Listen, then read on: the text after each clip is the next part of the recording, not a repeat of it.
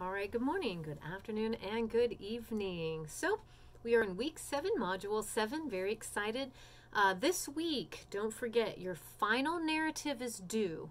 And this time, you're going to actually submit it through Canvas, so keep that in mind. It's not through the Google Docs. Don't just leave it in there thinking you're done. So you have to make sure that you submit it through Canvas, okay? The only times we're using Google Docs are going to be for the rough drafts, just so we can do peer edits. So a little heads up there.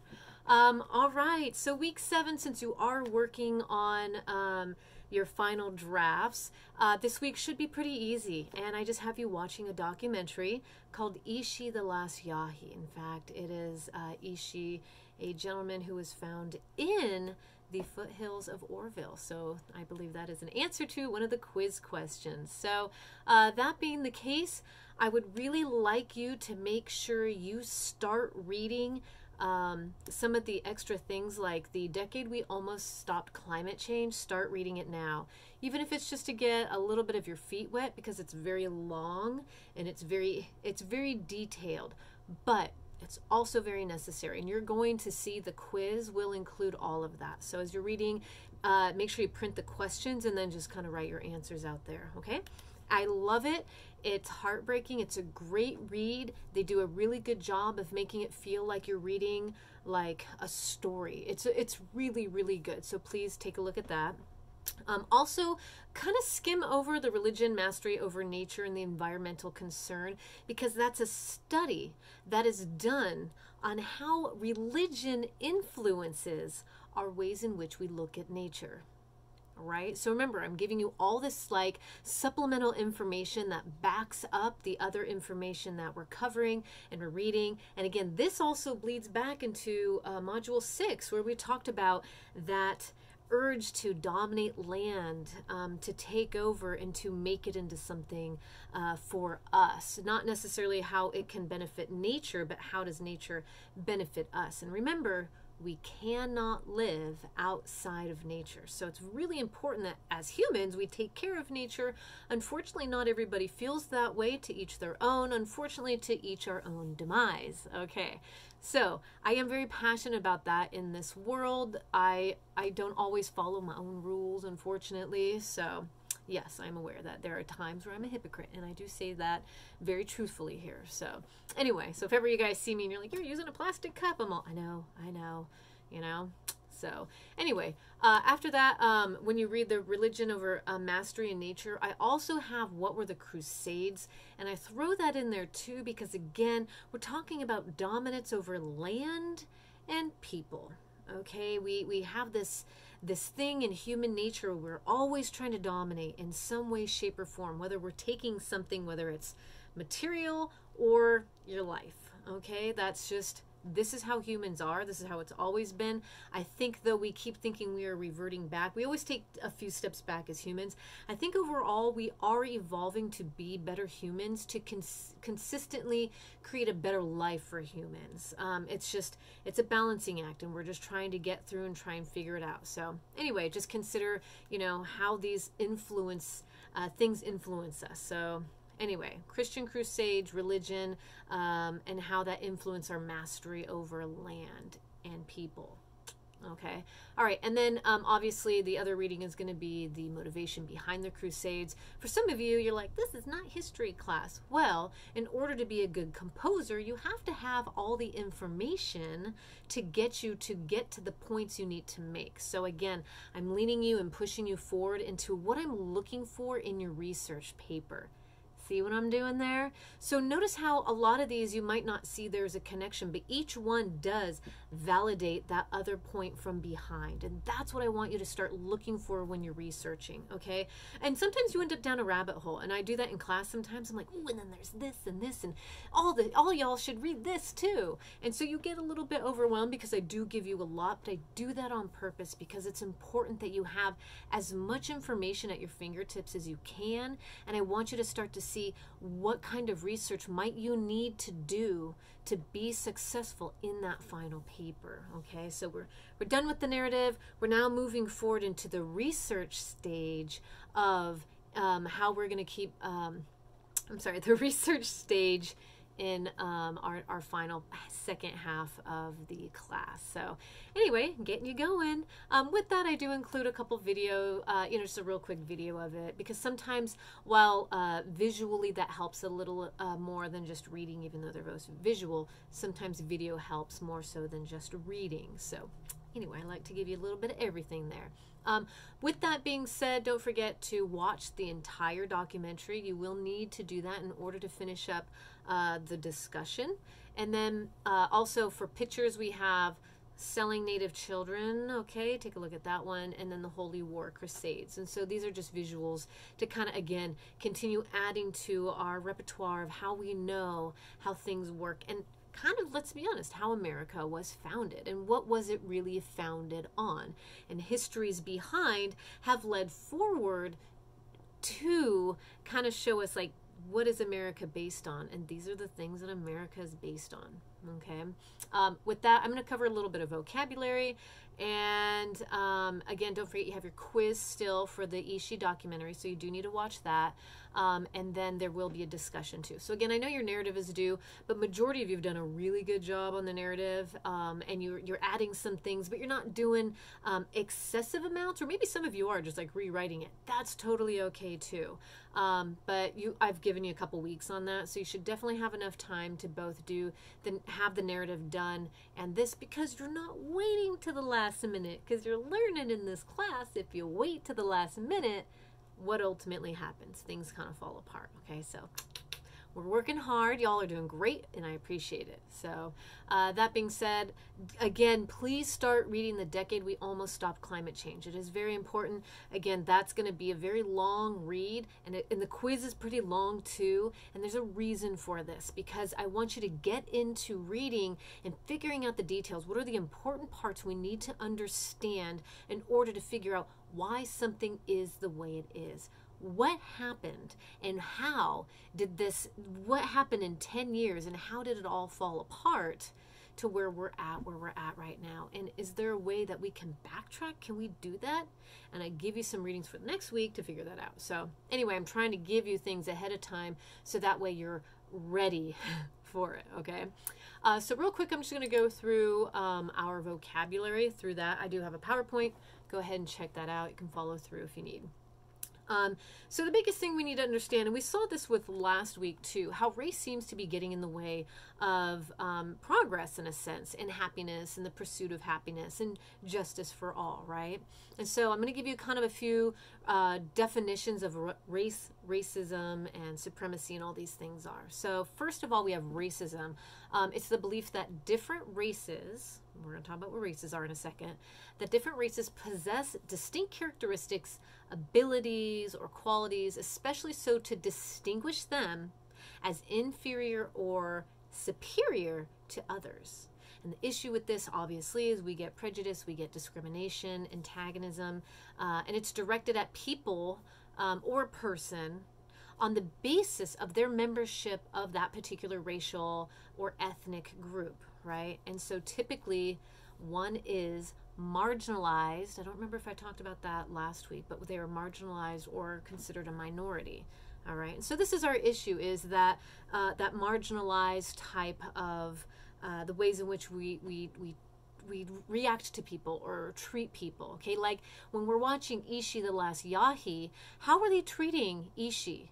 How do, aside from Kroeber and the other scientists, how do people see him? How did the media portray him? Okay. And yeah, let's be honest, the media does have ways in which it does manipulate things to kind of keep going towards the systemic type of, how do I say this? They go with the social norms. We're going to talk about legality and morality in a second. And so sometimes what's cool for the time, media kind of likes to perpetuate and keep that going for the benefit of who knows. Maybe it's political, maybe it's personal, maybe it's societal. Maybe as a society we like to feel superior because we've conquered the Western states. We're there, and this is how we did it. We took down, the natives, these warriors. And you're going to see at the very, very end of that video, that same, the guy on the horse, just beat, right? And they take pride in that. And so this is the issue that we're trying to address, is the ways in which we have treated marginalized or minority types of people. Okay, and forgive me if I say we. I'm just coming from where I'm at. I say we because it is unfortunately kind of an overarching type of mentality that has come from, you know, this idea that race exists. Okay, so we'll talk about that in a second. So anyway, racism, that's our definition. Now, race is a social construct. It doesn't exist. Biologically, we are all human. That's the only race that we are. We're human. That's it. But so when we talk about the Crusades and we talk about the Spanish Inquisition, where, you know, we're using religion to dominate, right? We're using this religion to dominate land and people. And at one point, do you go, I think you're of the same religion, but I want your land. How do I do this? So they turn it around and go, your skin color is different than mine. There's this thing that they pick to go, you are different, and that justifies what I'm doing. Remember, manifest destiny. We were meant to do this, and it's because we're white. Yay! All right. So because we're white and you're not white, we're going to dominate you. So all of a sudden it became this social construct where there's this dominance, right? Because one race is quote unquote superior or inferior to another. Again, social construct. Science is even proven, and we can see it. In fact, we can trace the lineage all the way back that race is not an actual thing. Your skin color is not a race. That's just something that we've come up with to say we're different, we're better, or vice versa. However, okay? So keep that in mind. So race, again, social construct. And what we've created is a grouping of humans based on a shared physical or social qualities, right? Just the ways in which you look. Not biological, but just the way you look. Social qualities into categories generally viewed as distinct by society. Society, right? Okay. The term was first used to refer to speakers of a common language and then to denote national affiliations. And then by the 17th century, it is a term that began to refer to physical types of traits. So again, it is social, not biological. Notice I put that in there twice, okay? And next, we're going to talk about white supremacy, okay? This is something that America still faces every day. This idea, and the definition is the belief that white people are superior to those of other races, especially black, any type of minorities that should therefore dominate society. So this idea that if you have a different color skin, you are better, you are worse, and with white supremacy to assume that if you are white, you are superior. So again, this is incorrect based on what we know of what it means to be race. Race is human, okay? And so they're saying that, you know, to be white is to be superior, and biologically, that's not the case. So when we talk about that, so if anyone has any confusions, we do have the definition of the understanding of what that means, okay? So what they say, especially black, but in America, it's anybody who is a minority, you know, in fact, even of certain religious beliefs, like if you're Jewish or of other types of beliefs, a lot of times they'll use that too as a way of saying, I am superior to you. So we are going to call those false within this classroom, okay? So next, we're going to go on forward because we're going to talk about, again, we're reverting back to week 6, where we talked about both legality and morality, okay? And this is a tough discussion. This is great. This is not black or white because some morals are different. Some people's morals are different than other people's morals. Our past shows that there was a time where our morals were not necessarily appropriate, but yet these things were legal. When you watch Ishi the Last Yahi, there were, you know, settlers that are running through and scalping and murdering entire tribes because they were getting paid for it. And it was illegal. That's wild. That is wild. I can't fathom that. Oh, I hope that never becomes a thing again. We are humans. I don't know what's going to happen in the future, and that's the scariest part. I thought we were evolving, but we're about to see. I don't know. But at some point, it was legal to do this, to literally, if anyone's ever, if you understand what scalping is, you can do your own research on that. I'm not even going to walk down that avenue. But it's a legitimate taking the skin off of the skull. All right. This isn't when you are necessarily dead, unfortunately. So, yeah. So human beings were a little bit messed up. Let's just be honest. So legality, we're going to cover that. It is the quality or state of being in accordance with the law. So whatever the law says I can do this. That's a scary place to be. Okay. Because, and sometimes people are above the law. That's the part that's the scariest. Sometimes you see even laws, what do you call it? Sometimes politicians, sometimes police themselves seem to be above the law, which is a really, like, it's a scary place to be. At what point did these laws, you know, go for all people, right? Is it gray, or should it be black and white?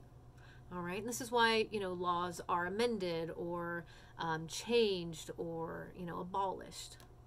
Okay. And then there's some people who do things that make you have to create a law. Like, oh, I'm trying to think of some weird ones. If you guys think of weird ones, you can send them to me and I'll reshare them. But like, you know, you can't walk I think it was an elephant down the street. There was a state where like, you can't walk your elephant down the street. It's like, yeah, we had to create a law. Thanks, man. Like, unfortunately, there are people who ruin it for the rest of us. So sometimes that's how laws are made. So again, it's just such a big, huge spectrum for legality here. And the idea here is just, we're talking about the kind of laws that we create to help create order within a society, because we are wild still. We need laws to kind of keep us from doing some crazy shit. Okay.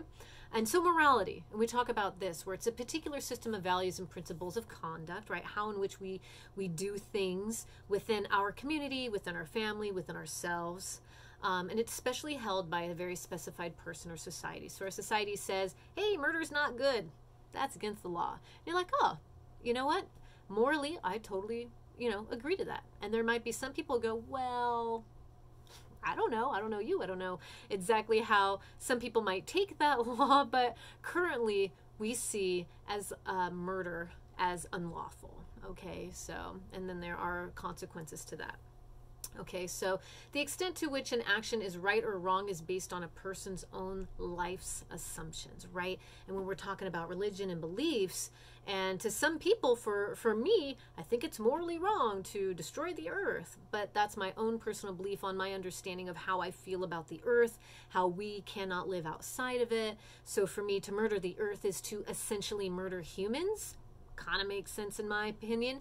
That's my moral view. And some people might go, nope, don't believe that. I believe that we have a right to, you know, tear through the land and create these pipes so that you can get to work, so that you can get oil, or whatever the reasons are, right? So in other words, one person's moral view is completely different from the other. And that's why we're trying to balance human beings. You know, you can sit in an office space with like 5 people and realize you all have very unique and different beliefs on things. And I see that a lot on Facebook, and there's some family members that I'm like, man, delete. No, I'm just kidding. I don't delete people off Facebook. I don't care that much. I just don't go on it. Make it easy on myself, right? So, but again, this is where we have to kind of like create balance within ourselves and within the places in which we live and, you know, kind of commune in a sense. So, okay, and then we're going to go back to inalienable rights.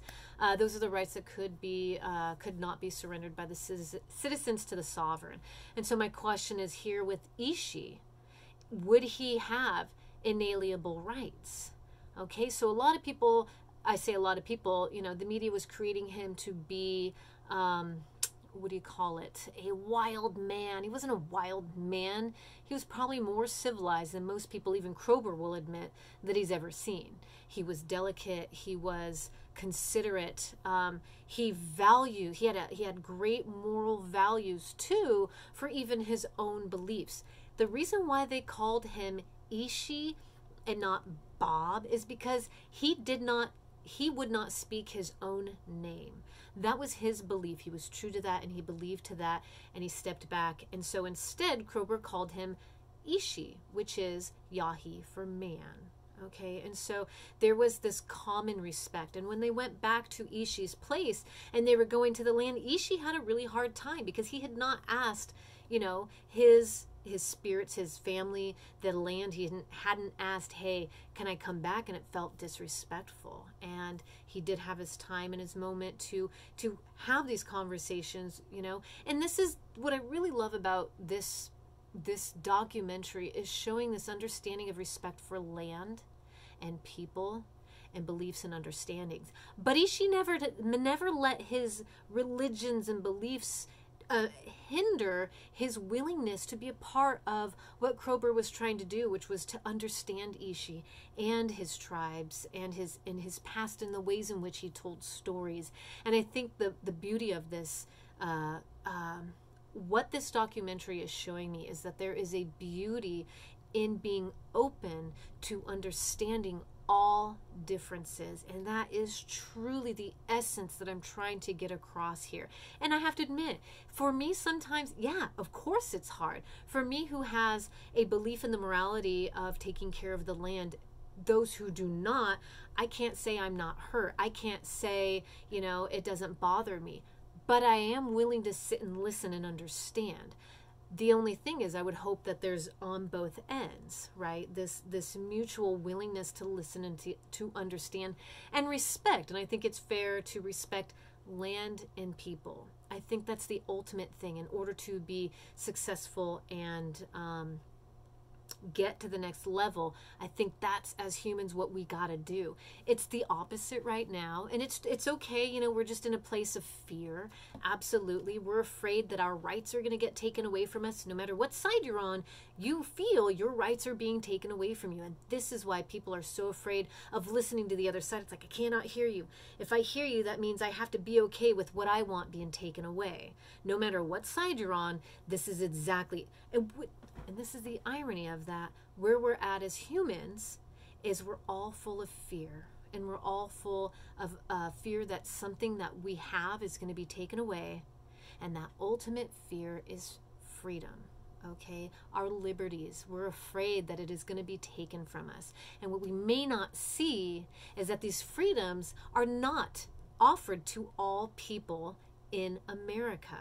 All right. And this is what I'm trying to get us to see, is to go, wow, I did not realize that my freedoms may be infringing on other people's freedoms. What am I willing to give up so that all people can have freedom? And am I willing to do that? The answer should be yes. I would appreciate if we could all think that, and even I have to think that way too. And it is very hard to see both sides when I personally am afraid of, the land being destroyed, and that would be my freedom to live a happy, healthy life. Okay, so we're just here now. So my ultimate hope with this class is that we can start to see how we see the world and how we may be completely closed off to accepting how other people see things. It is a hard place to be, especially when we are convicted by our religions and our beliefs, and how some of those might be the things that are creating chaos and havoc. And I personally have had to do a lot of soul searching to see this and understand this and see where maybe the ways in which I believed have hindered the freedoms and the abilities of other people. And you know what? It was the greatest thing ever to see that and to be able to look past that and embrace humans for being human. So that's my personal journey, and I have appreciated it. And it was all because of being willing in school,